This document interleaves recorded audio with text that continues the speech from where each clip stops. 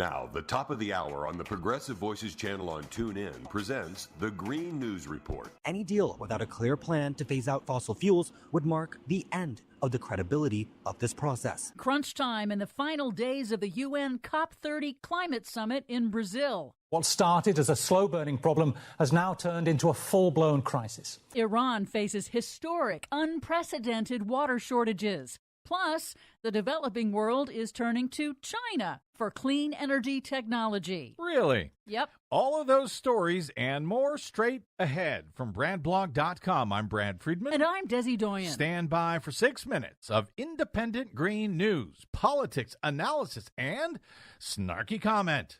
The windmills are a disaster. Quiet, piggy. This is your Green News Report. Okay, Desi Doyen, I know that America's not there, so maybe we're actually getting something done down in Brazil. Where are we as the COP30 summit begins to wrap up? Yes, it is the final days of the UN COP30 climate summit in Brazil, and there are some big developments. A coalition of more than 80 nations, both rich and poor, released a detailed roadmap for the world to commit to fully phase out the use of fossil fuels that cause dangerous man-made climate change. A roadmap to commit to someday. Okay, got it. Okay, it would be a heavy lift to achieve at the climate meeting, where reportedly 1 in every 25 participants is a fossil fuel lobbyist. But several new analyses indicate the necessity.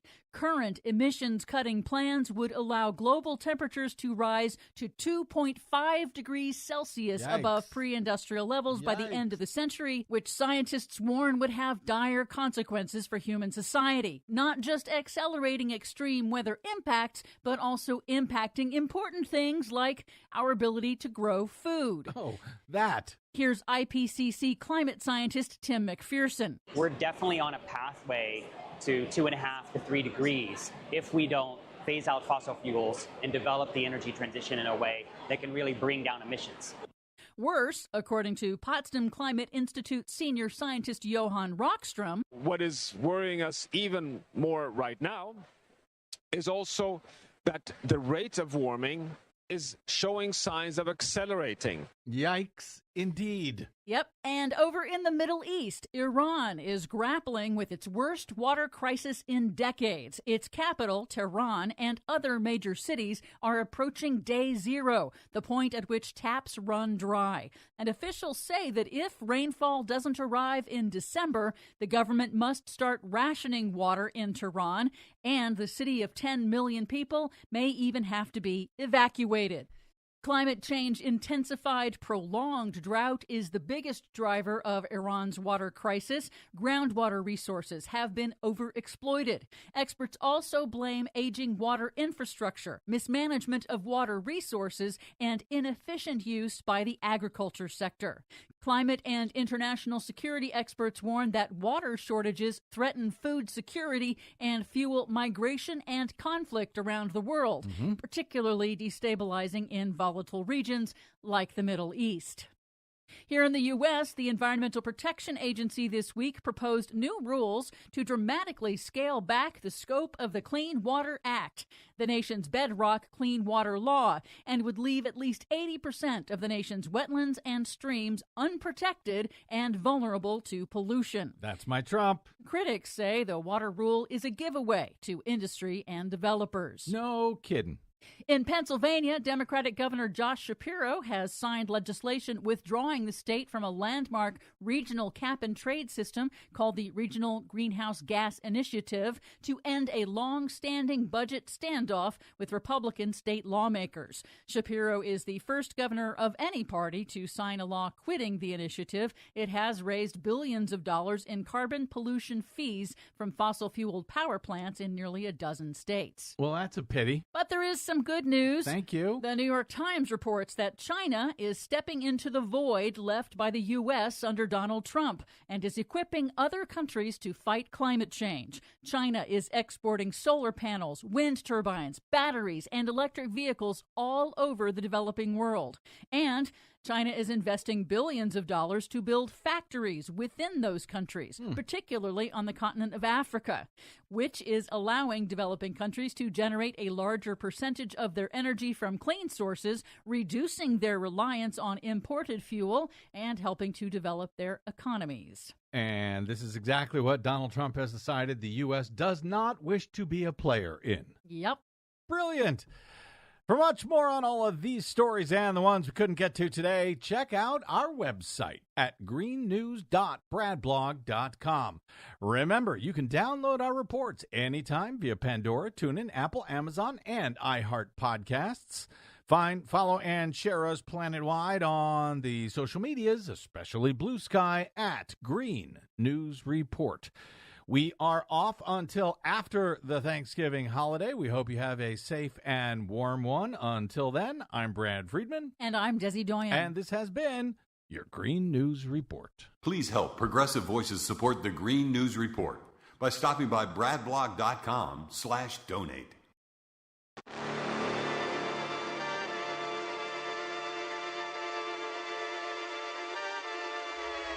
Hello. Why do they doubt the kid? I'm about to prove them all wrong again. I got a low tolerance, cause they don't even know what the problem is. It's me. You waiting on the boy to fail, then hold your breath and face your death. Cause you play a roulette with each step I progress, no less. Go ahead and place your bets. Cause we know who we at, we know we top tier. Cause all the hate that you bring, we know it stops here. I'm taking off like a rocket here and stopping here. It's strange how they cannot see the future but see profit here. Wait up, we gon' always win. Hello, I can't take no loss. My team hold no L's, no. Aiming for the top, can't make it by myself. Oh, man. I'm excited. I'm excited because today has been coming. We have talked so much about, like, honestly, what this show on a macro level is kind of about is really highlighting the weaponization, degradation of each of our most important, apparatus in our every single agency, all the important ones, has been completely infiltrated by MAGA sycophants, unprofessional degenerates who will do whatever he tells them to do, and then some. They get creative, some of them more creative than others. All of them despicable. And I didn't talk about all of them in this nature before their appointments. Before all of their appointments, the bigger ones, like Hegseth and Bondi, we were like, uh-oh, this could get bad. We know how sycophantic they are. We know, at least in Pete Hegseth's case, we know how unqualified they are. This could get bad. These are important positions. And I didn't talk about them at that time like despicable degenerates. They have proven themselves to be this in their time leading these offices. And we have dove so far deeply into some of them. I hope, partly because of this show, Bill Polt's name is on the forefront of your mind, and how he has absolutely weaponized the FHFA. And he is the source of all of these fraudulent mortgage fraud cases being brought, some being thrown out. And man, have we talked about Bondi and Blanche and the DOJ. We've talked about Nome. We've talked about Gabbard. We've talked about, all of these agencies being weaponized and how they've all been compromised. But we've skirted around the FBI because there wasn't as much in totality to sink our teeth into. We got little blips and blurbs of, Patel's bumbling through this position piecemeal. Nothing that really forced it to our forefront to do digging like we did with the CDC, like we did with the DOJ, okay? Well, now's the time, because a 115-page report has been leaked. This report is from 24 confidential sources. 24 confidential sources. They are all retired and active FBI agents and analysts. Some retired, some active. This details Patel's running of the agency through February 21st to August 21st. And this report is being handed over to the House and Senate Judiciary because there is going to be an open investigation, and we'll get to that. And we'll tell you what they're investigating. But this 115-page report leaked, and the media got their hands on it, and they poured through it. And man, oh man. The accounts, they are in some ways exactly what you thought. Some of it is exactly what you thought and knew to be true about Bongino and Patel. And some of it is just really, it's interesting, for lack of a better word, but it's also very depressing. And it shows you systemically what can happen when one unqualified, radicalized sycophant is put in a position like this. How overarching the effect can be. How its tendrils root itself into the FBI, one of our most important agencies. So we're going to get into it. And I'm going to go fairly quickly to get through this because we got a lot to get to today. We always do. Thank you, Scotty. We got a lot to get to today. It is important to note that what I'm going to give you right now is allegedly. All of it's allegedly. Although the sources, all of their accounts of this are all on the same page. Some interpret it different than others, and you'll see some of that, okay? They're not 24 of the same people. They're 24 different people, active and retired, that have different views on things. But their accounts of what happened, the facts of the matter, are uniform. So keep that in mind, although I have to say allegedly. Let's just allegedly at the top of this. And here we go. First, some see it as, a natural reaction to Trump policy if you have scruples and morals and a love for democracy. If you're one of these people, you are naturally going to have a certain reaction to Trump. And other people see this reaction differently. But however you want to see it, TDS, Trump derangement syndrome, is very real within the FBI right now. It's very real. Multiple agents openly dislike Trump. Multiple agencies. Some see it as a widespread Trump derangement syndrome taking hold. Others see it as we are seeing this commander-in-chief clearly for what he is. Again, that's perspective, but everybody can agree. Nobody in the FBI likes Trump right now. That's what they all agree on. However you want to interpret it, none of them like Trump. They will go to the office and openly make fun of him. Make off-colored comments, ridicule him openly in the office. That is not a normal thing in the FBI offices, okay? And why is this? Why such hate for Trump?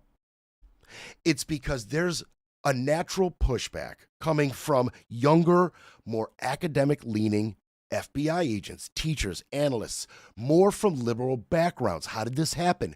Because under Chris Wray and Comey, they pushed certain imperatives in the hiring to the forefront.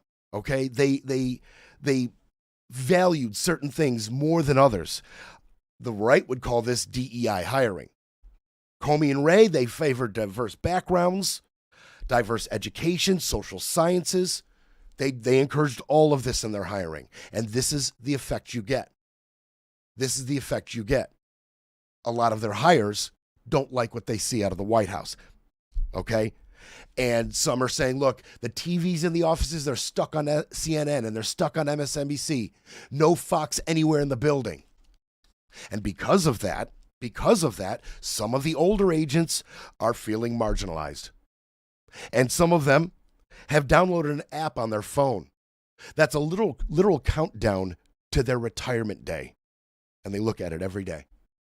They can't wait, the older agents, because of what was happened, the environment right now in the FBI agency, in the offices, the anti-Trump sentiment, which I feel like the people watching this show Kind of happy to hear about it. As am I. Good. There should be an anti-Trump sentiment within legal, justice-based offices. People who care about democracy and justice, the rule of law, constitutional norms, those people tend to not like Trump. And it's showing. It's showing.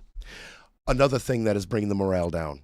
A lot of this is about the morale and the state of affairs in the FBI. Another thing that has really upset a lot of agents are the January 6 pardons.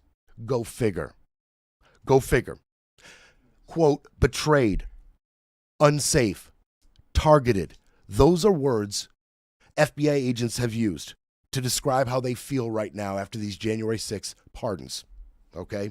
They also feel demoralized because all of this work they have done have been undone just by a stroke of a pen. Undone. All the work they did. Pouring through hours of video, testimony, court, all of it undone. And they are demoralized about it.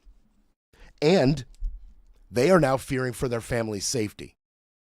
That makes sense, doesn't it? As I say, you hadn't really considered it, possibly. I hadn't considered it, right? I hadn't even considered it. But yeah, the agents are saying, yeah, we fear for our safety. We fear for our family's safety, okay?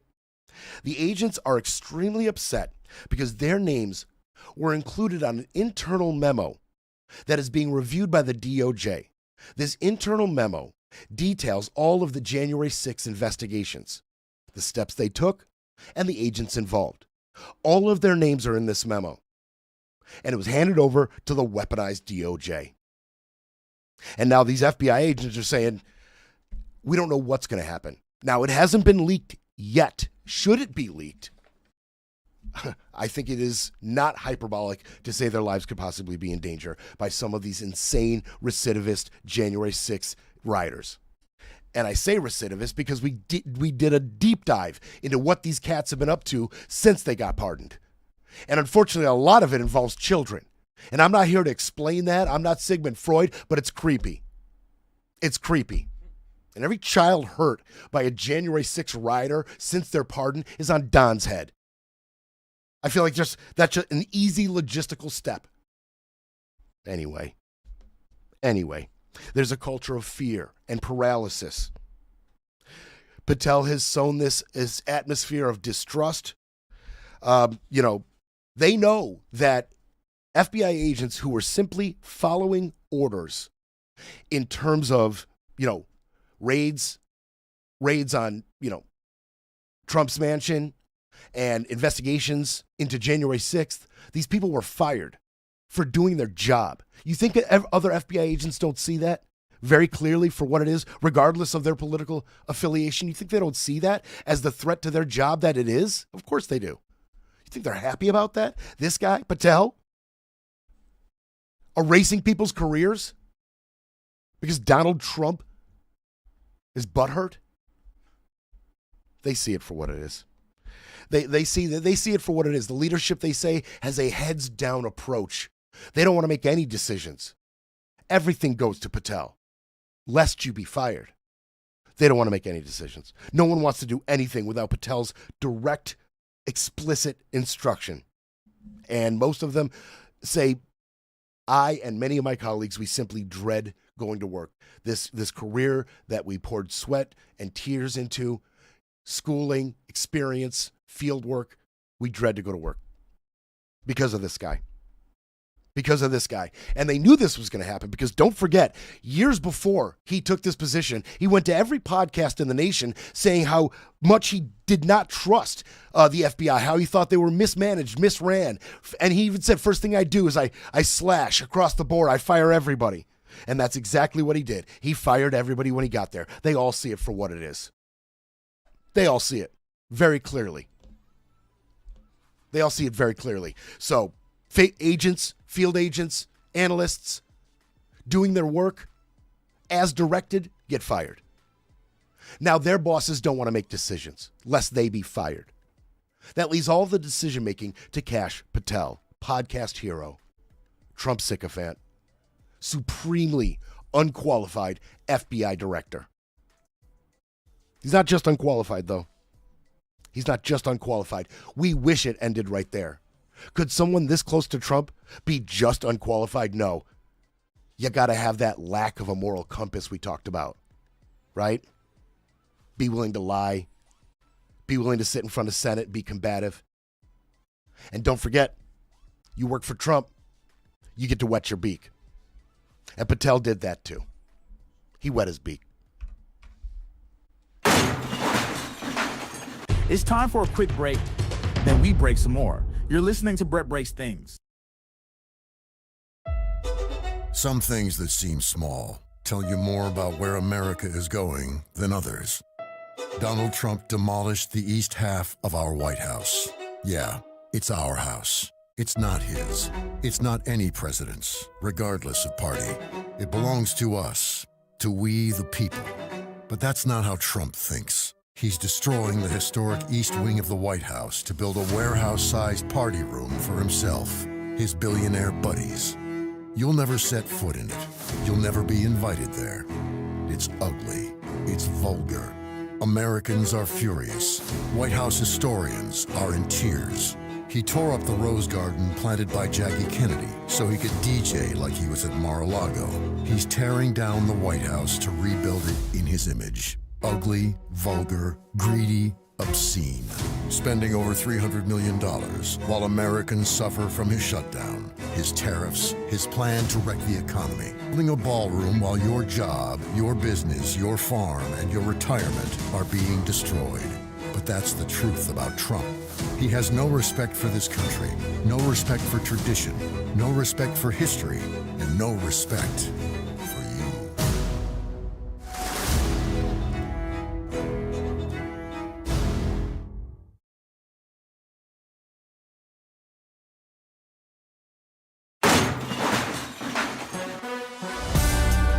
You're back with Brett Breaks Things, where the truth hits harder than the headlines.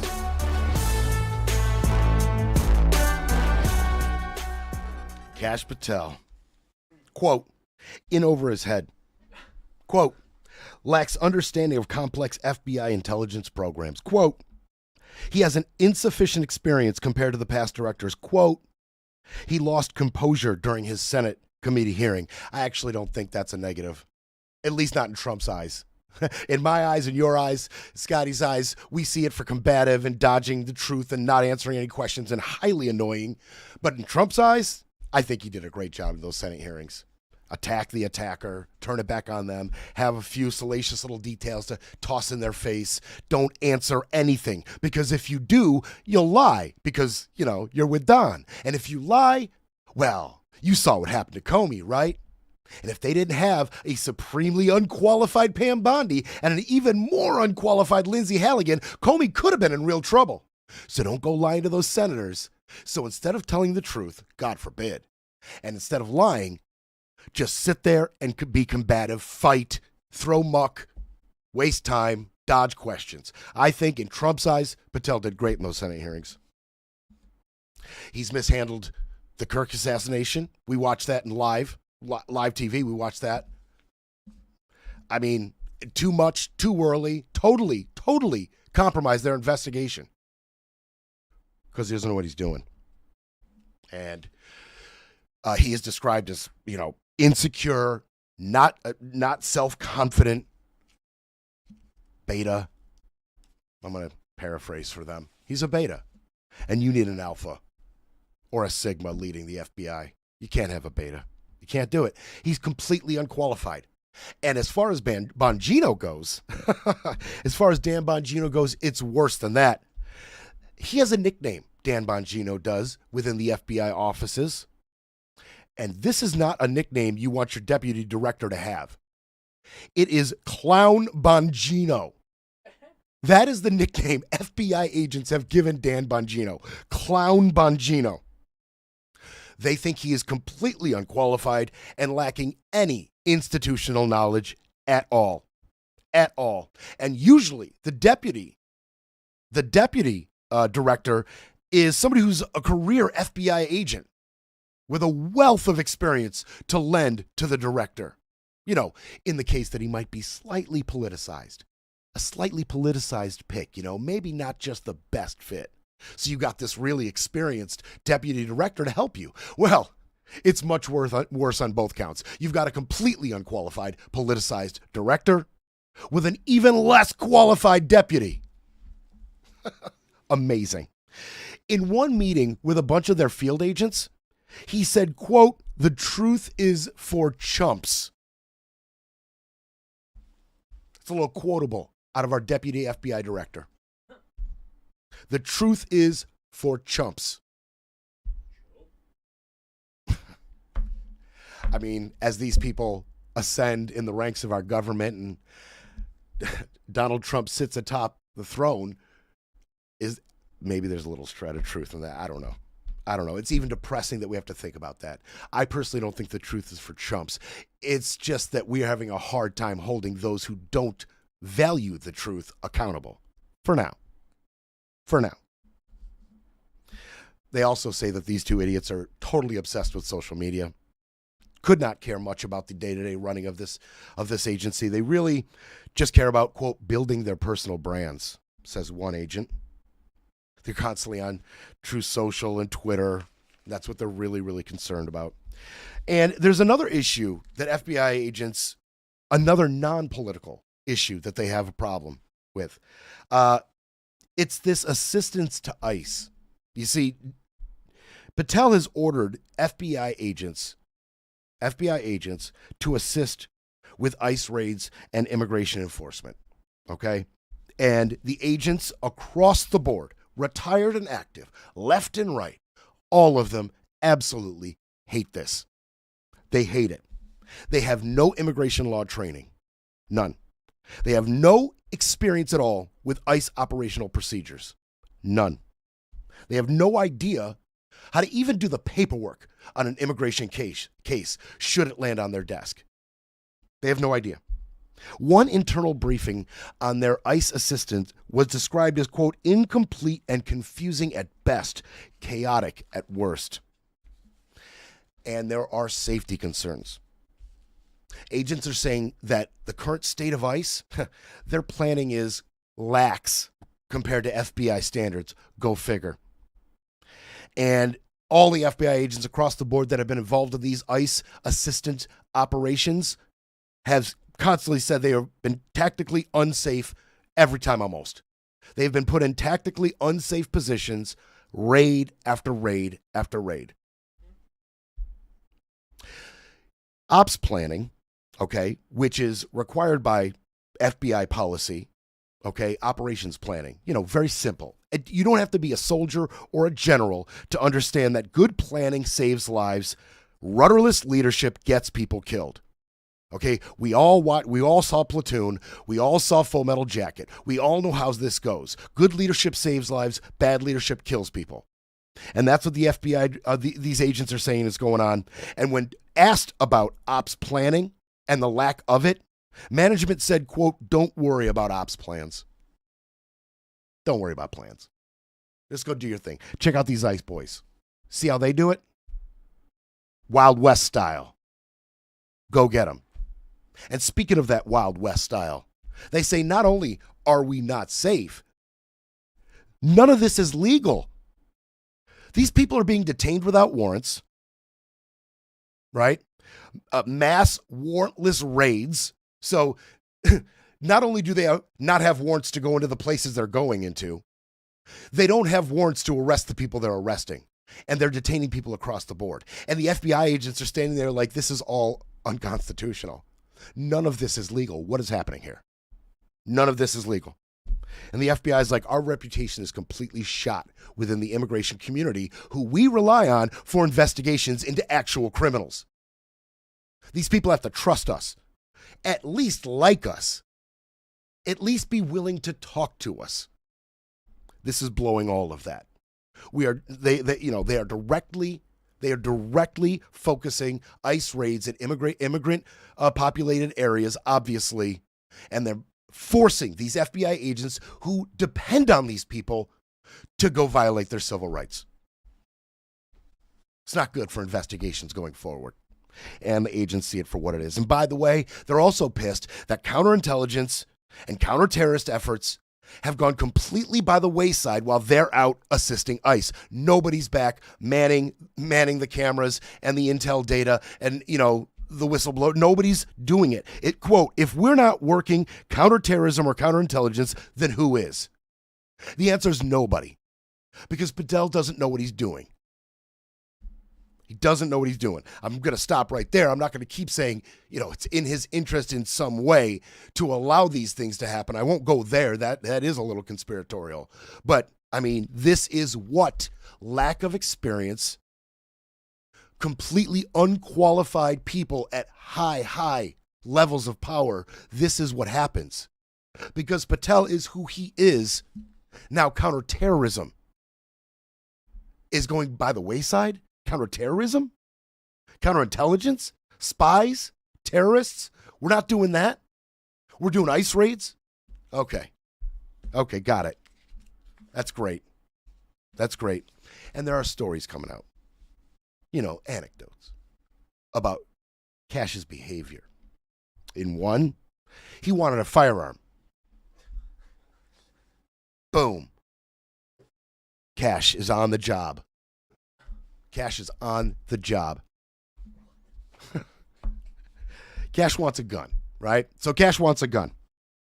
So they naturally, those officials at Quantico and the people who make these decisions, they naturally are like, what? So they get together and they talk about it. They get together in one meeting and they talk about it. They simply wanted to talk about, look, should we give him a gun? Is it legal to give him a gun? Is it even appropriate? Like the visuals of it. Is any of it appropriate, right? One meeting, some officials at Quantico. Well, Cash was absolutely furious. And he made every official at that meeting take a polygraph test to determine who said what about him. Who said it was inappropriate if he, Jesse James that piece. Who said it's inappropriate? Who said it might not be legal? How dare you? He does want to be Elliot Ness. He does want to be Elliot Ness. Oh man, he would love that. I would love that. Elliot Ness got shot at a lot. I take that back. The opinions expressed on Brett Breaks Things does not reflect those of Scott or Brett. Are we good, Scott? Are we covered? Sure? Brilliant legal mind Scotty says I'm good. I'm covered. Oh yeah. So, little story. Charlie Kirk shooting happens. Cash lands in Provo, Utah. Lands in Provo. Agents on the scene are scrambling. They're in the middle of an assassination investigation in real time.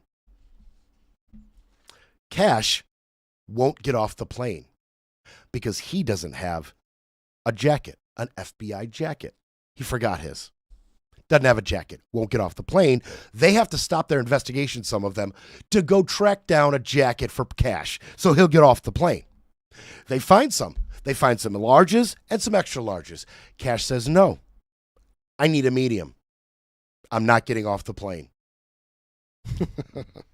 So they scramble again. While they should be scrambling and looking for, an assassin, they're scrambling to look for Cash's medium jacket. They find one on a female special agent.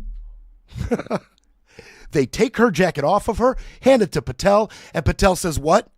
No patches? That's right. He didn't have his flare. He didn't have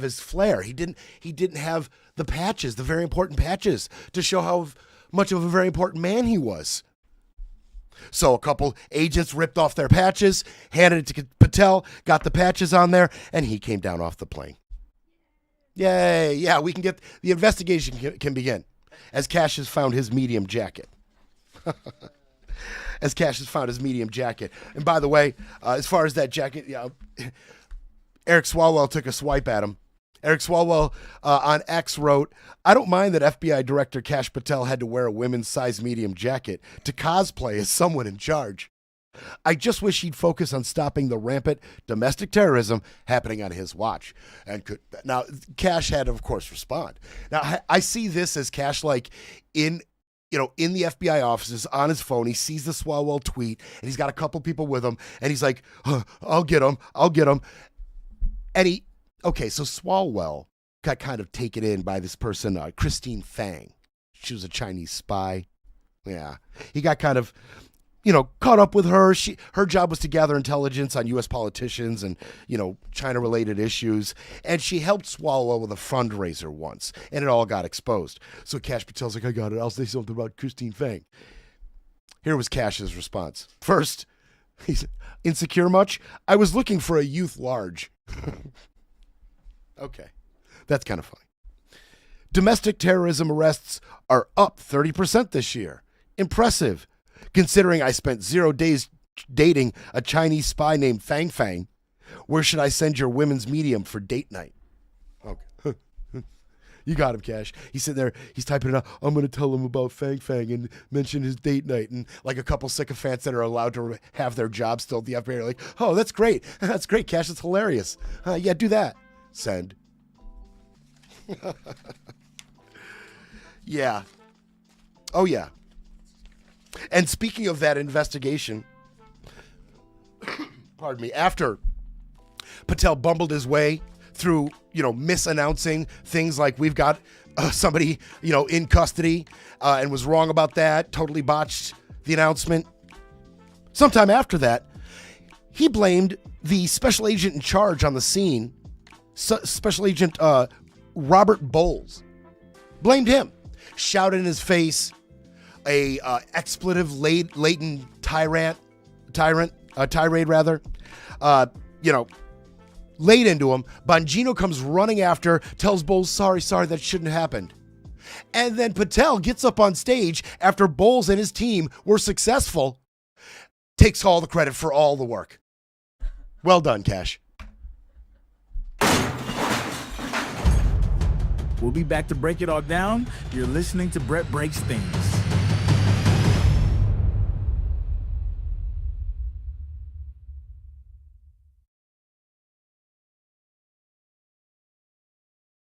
Washington, D.C., the most corrupt capital in the world. It's not even close. And the corruption starts right here at 1600 Pennsylvania Avenue. Shady crypto deals, pardons for even the worst criminals, a massive cover-up.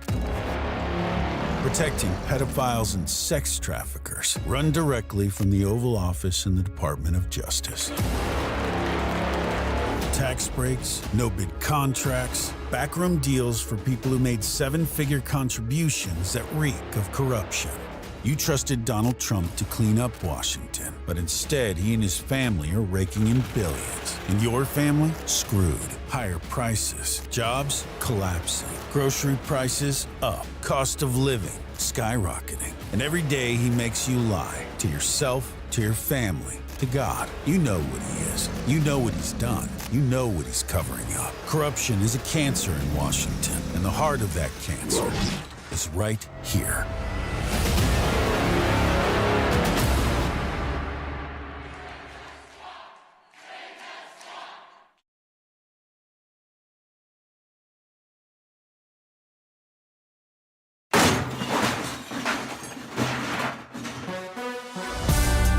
Brett Breaks Things.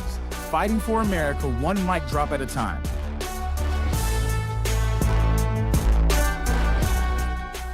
Speaking of ridiculous adventures, the New Yorker has a story, Kash Patel's acts of service. Patel has used the Justice Department's Boeing 757 and its G5 to attend UFC fights not only in Vegas, but in Miami, where he was seated behind Trump. Quote, you never saw Mueller, Ray, or Comey at UFC matches, a current agent said of the Bureau's previous three directors. Patel also used a government jet to fly to New York with the hockey great Wayne Gretzky to attend an Islanders game at which Alex Ovechkin of the Washington Capitals broke the all-time NHL scoring record. What? Is he actually at work? I mean, is he? Well, I'll tell you from this is a nickname that I've heard he's being called from agents within the FBI. He's the Make-A-Wish director. So he flies to see OV score the winning goal on a 757, a jet that he used for the Render Safe mission, on the ready to dismantle a nuclear bomb if it is found in the United States. What? He goes to UFC fights. He goes to the Boondoggle Ranch during a government shutdown for 4 days. He goes to a golfing outing in Scotland with his buddies. Oh yeah. Oh yeah. As I'm tiptoeing through his missteps and the effect he's having on the FBI, I did tell you he was wetting his beak, right? And this is just what we know. He, like his boss and his contemporaries, are all so slapdash in the way that they go about, the self-enrichment aspect of their jobs. It's crazy. It's crazy. Of course, all of this is being recorded. Where you're taking off from, where you're going, how many times, who rides on the jet with you. Of course, it's all being, what are you, stupid? The Make-A-Wish director. It's good.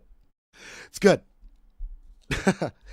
Christopher O'Leary, that was Christopher O'Leary. Now, he is, we're going to hear from him quite a few times as we do this reporting. But what's he talking about? He's talking about these jets, right? What's he talking about? And don't forget, he had already, for a couple of years, he has been criticizing Chris Wray for, quote, private jet travel that he pays for with taxpayer dollars to hop around the country. That is Patel of Chris Wray 2 years ago. You have to be immune to irony to work for this administration. You have to be immune to it. That's crazy. Yes, he took a $60 million FBI jet to go see his country singer girlfriend, Alexis Wilson, do the Star-Spangled Banner at a wrestling event at Penn State. That's just one. This is something he makes a habit of doing. This is what he does. Right in our face. In April, he used a government-owned jet to make 2 separate round-trip flights from Washington to New York in the same weekend. Also in April, he traveled to a New York City charity hockey event, then took the FBI jet back to Washington. Then the next night, he took the FBI jet back to New York to watch the Islanders play the Capitals, like O'Leary was saying, and sat in a luxury box next to Wayne Gretzky. That's all on our dime. Every flight on our dime. Every one. Vermont Senator Peter Welch questioned Patel about his personal travel in that Senate hearing that we talked about. He said, quote, by the way, everyday FBI agents who are assigned in Washington don't get to fly home on a private jet. In response, Patel pointed out, hey, Congress made it mandatory for him to use a private jet. Well, Welch replied, we didn't make it mandatory for you to go to the UFC games with Mel Gibson. Yes, he went and he took an FBI jet to Las Vegas to sit with Mel Gibson to watch UFC fights. Gotta wet his beak. And here's the down and dirty. So he got outraged about all this social media attention on all of these trips. Got outraged. And he fired Stephen Palmer, the head of the FBI's critical response group. This guy has been with the agency for 27 years. And here's the real down and dirty. Palmer's responsible for overseeing the agency's fleet of airplanes. He is. He oversees the fleet. However, the flight logs are all publicly available on the FBI's website. Everybody in the country could see what Stephen Palmer got fired for. He just got outraged, blew up at him, and fired him. FBI agents are pissed about this. They liked him. 27 years of experience within the FBI. Did his job well. Patel fired him like a petulant child because he held Stephen responsible for information that every one of us could go to the FBI website and find out for ourselves. FlightAware is another website that you can go see it on. Unbelievable. Unreal. So he's the Make-A-Wish. He's the Make-A-Wish director. He's the Make-A-Wish director. And by the way, while we're talking about Cash's girlfriend, FBI agents are also pissed. They're pissed about a lot. A lot of this pisses them off. They're also pissed that Kash Patel has assigned FBI SWAT protection for his girlfriend. Okay? Alexis Wilkins, his girlfriend, country rock star. I don't know. Like, I'm not plugged into the country scene. I don't recognize her name, right? Outside of the story. I don't, if I was to put Alexis Wilkins into my Spotify would notify authorities. That would be very distressing behavior out of me. I don't know who Alexis Wilkins is, but I know she's got FBI SWAT protection. Now, I know that. Now, these agents are highly trained. These are elite FBI SWAT agents who respond to major incidents, major mass shootings, attacks. Now they're protecting FBI director's girlfriend. And she spends all of her time in Nashville. She barely ever visits him. She spends all her time in Nashville. O'Leary went on about this. He said there is no legitimate justification for this. This is clear abuse of position and misuse of government resources. She is not his spouse. She does not live in the same house or even the same city. I would also add that this comes at a time when security details were stripped from people who are under threat from Iran. What is he talking about? Well, Iran's Islamic Revolutionary Guard Corps tried to kill John Bolton. And when they tried and failed to kill John Bolton, Trump stripped him of security clearance. No security detail in the face of the attack from Iran. That's who Trump is. That's who he is. Now, Patel tried to defend himself. All right, get your sick bags ready. This is pathetic. He claims that his girlfriend has done more for this nation than most will in 10 lifetimes. I've always said, criticize me all you want, but going after the people doing great work, my personal life, or those around me is a total disgrace. The disgustingly baseless attacks against Alexis, a true patriot, and the woman I'm proud to call my partner in life are beyond pathetic. She is a rock-solid conservative and a country music sensation. Take it easy. Who has done more for this nation than most will in 10 lifetimes. I'm so blessed she's in my life. Attacking her isn't just wrong, it's cowardly and jeopardizes our safety. My love of family will always be my cornerstone, and you will never tear that down or keep me from them. Okay, Cash, you're getting laid. We get it. She gets it. We get it. We all get it. You're going to get laid. Just slow down, Tiger. And take it easy with country music sensation. Okay? Never heard of her. So just take it easy. Yeah, I like a lot of what he had to say. I'll give you an example. I was in command of a unit that used it regularly for counterterrorism missions. Just one example, when Benghazi happened, I led a small team of select FBI special personnel to immediately fly out of Washington, D.C. within hours of notice to link up with a special operations unit so we could go into Benghazi. That is what those planes are intended for. They're not intended for going to see your girlfriend sing the national anthem. And just let's piece this together. That 1 week, he flies up to New York so he can stand on the podium and steal the spotlight from all the agents and assistant U.S. attorneys who work the gambling fraud case with the NBA. He then flies to Happy Valley, see his girlfriend sing the national anthem at a wrestling match, then carries on to Nashville, and from there goes to the Boondoggle Ranch, which couldn't be more appropriately named, during a government shutdown, spends 4 days there doing exotic hunting while government employees are not getting paid, while American citizens are not getting the services that they should get. Boom. So, on our dime, using critical resources that is used to keep us safer. On our dime, he's flying around. He's going to UFC fights, hanging out with Mel Gibson, going to see his girlfriend sing, go see Alex Ovechkin, great player, legend, Hall of Famer. All on our dime. 2 years after telling Chris Wray, how dare you use your the FBI jets on the taxpayers' money? How dare you? You got to have a lack of moral compass, be immune to hypocrisy, and be immune to irony. Okay? And a need to enrich yourself, that's part of the deal. Right? It's like dirty cops.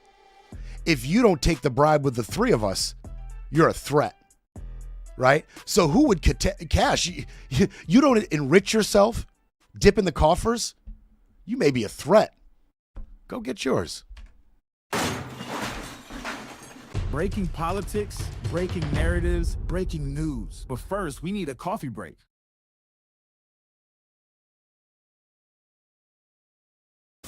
Elon Musk calls for Donald Trump to release the Epstein files. Trump calls out National Guard in L.A. Democrat and Republican members of Congress call for release of the Epstein files. Speaker Mike Johnson shuts down Congress. The British press calls for the release of the Epstein files. Trump orders U.S. military to attack Venezuelans. This isn't complicated. Donald Trump will do anything to distract from the Epstein files. Why?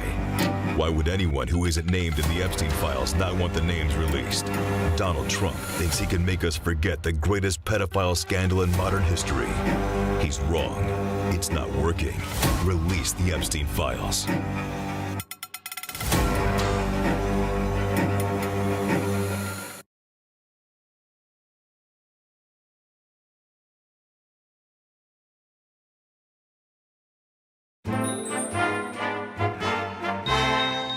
Greetings, fellow patriot. Thinking about applying for a job with ICE? Let's get you prepared before your big interview. Practice zip tying children. Try it on your own kids. Ask them to shake and scream for authenticity. Learn to wear a mask. Study videos of narco-terrorists for inspiration. Build your confidence by beating up women. Ask your sister or your mom if you can rough her up. Don't worry, it gets easier with practice. Practice taking down inflatable frogs. They're big and slippery. Learn to recognize Hispanics. Don't be fooled by a good tan. Know your racial ID signs. Eat a lot. ICE loves a big boy. Size intimidates.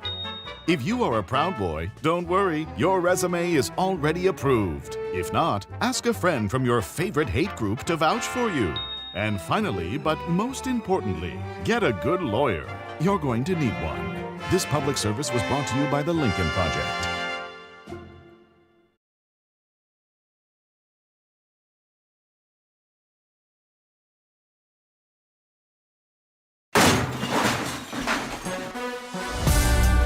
Breaking news, breaking rules, breaking through. Back to Brett Breaks Things.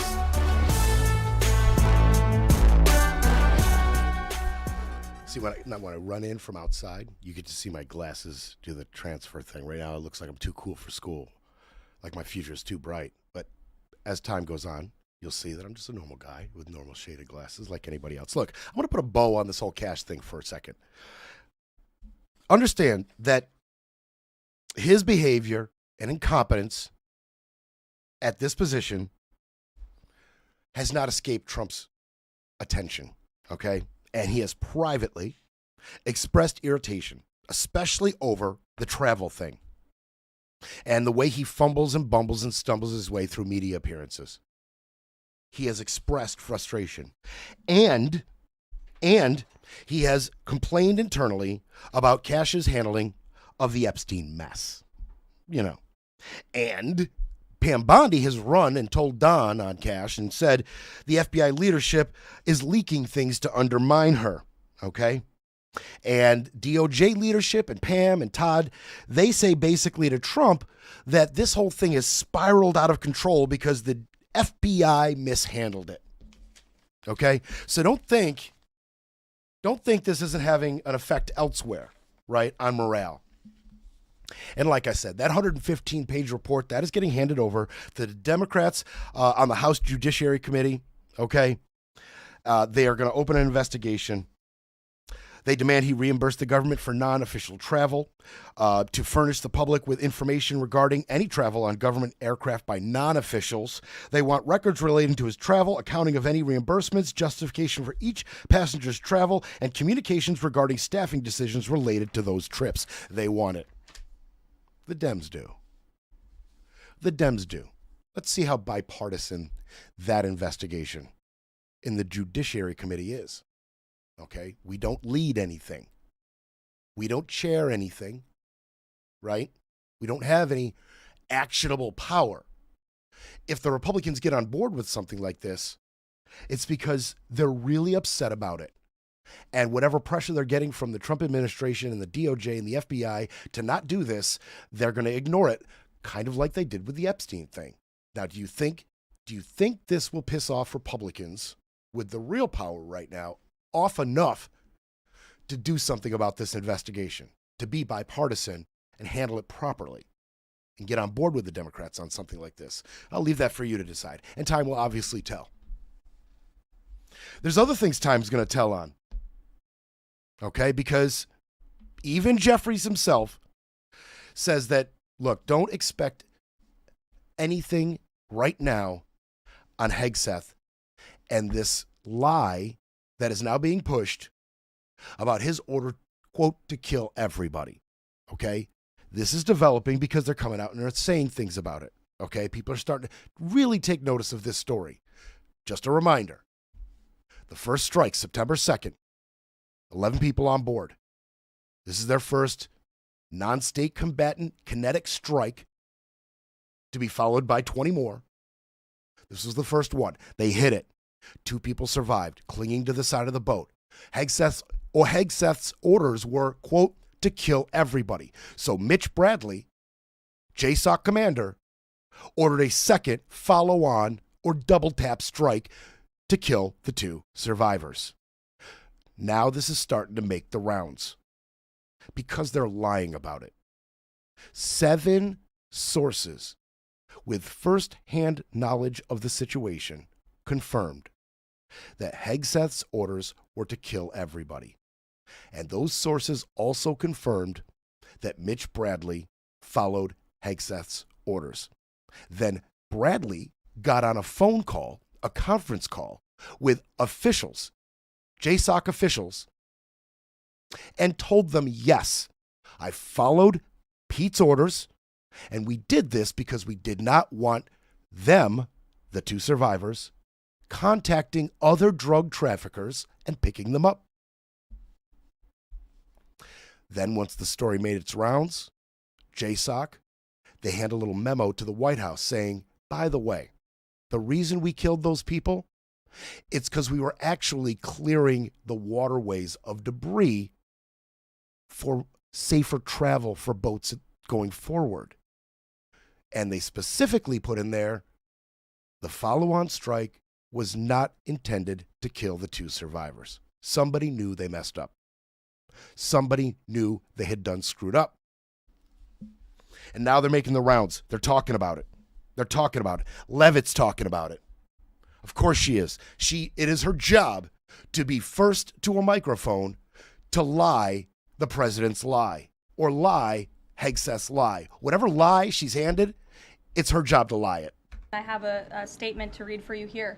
President Trump and Secretary Hegseth have made it clear that presidentially designated narco-terrorist groups are subject to lethal targeting in accordance with the laws of war. With respect to the strikes in question on September 2nd, Secretary Hegseth authorized Admiral Bradley to conduct these kinetic strikes. Admiral Bradley worked well within his authority and the law, directing the engagement to ensure the boat was destroyed and the threat to the United States of America was eliminated. Empowered him to make the decision. Bradley made the decision. See her verbiage? Hegseth authorized Bradley to make the decision. And Bradley, well, his decision was well within the law. Do you see what she's doing here? You see what she's doing? I never said she was bad at her job. Never once did I say she was bad at her job. She is uniquely qualified for this position. She gives good lie. She's good at it. She's massaging it, where the onus goes from Pete to Mitch. See what she's doing there? Well, you do now. And you know who else sees what's happening here? Military officials. Okay? Officials within the Department of Defense or Department of War. People are talking about it. Some people said anonymously they are furious within the Department of Defense. Officials, agents, military, upper brass, everybody's furious about her comments. Her comments. Okay? They see it for what it is. Hegseth is going to hang Mitch Bradley out to dry. And Carolyn Leavitt is the first one out there to get the ball rolling. Don't forget yesterday I played you that video, that audio of Trump on the plane saying what? Second strike? Well, Pete told me he didn't order it, so I believe Pete. There was no second strike. We don't know what you're talking about. Be quiet, piggy. Well, he didn't do the piggy there, but I mean, you believed it. Did he say it again? He could have. That's who he is. He didn't say it there, but you get the point. He came out and lied about it. Got caught on Air Force One with his question. Lied about it. Now Carolyn Leavitt has a chance to massage it, use judicious verbiage, come out and lie about it in a more efficient manner and really sculpt the narrative, okay? These military officials, they see it for what it is. Quote, this is protect Pete bull bleep. Leavitt's statement left it up to interpretation who was responsible for the second strike that killed the two survivors, imploring the White House to provide clarity on the issue. Okay? One official said of her statement, it's throwing us, the service members, under the bus. Okay?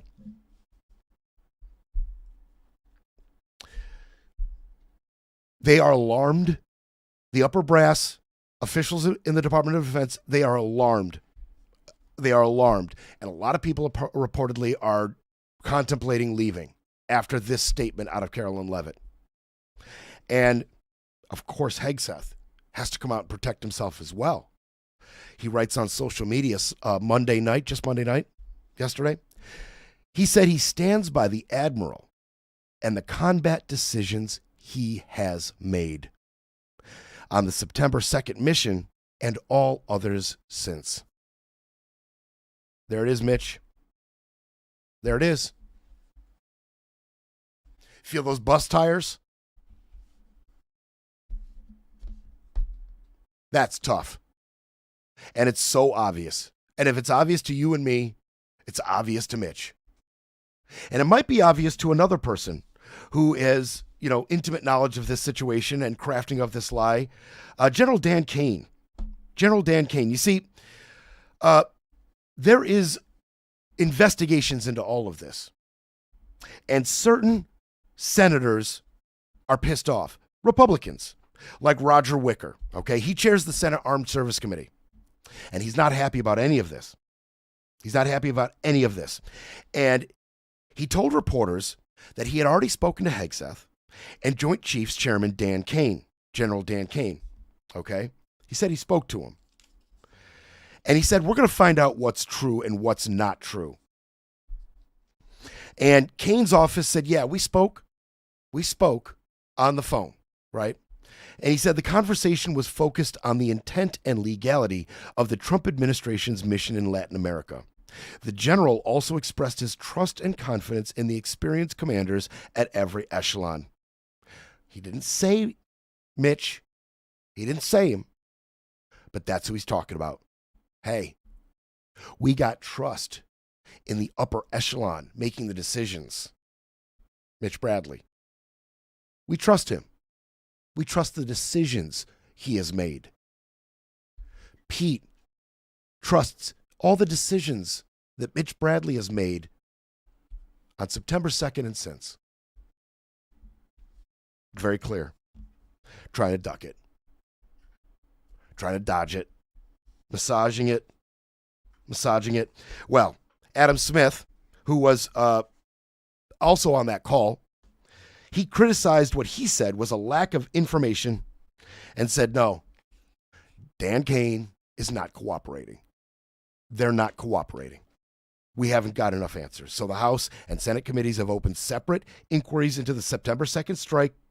They're directing questions at the Pentagon, and they want a full accounting of what happened. Jeffries is saying, look, we're probably not going to pursue anything here. He acknowledges these are war crimes.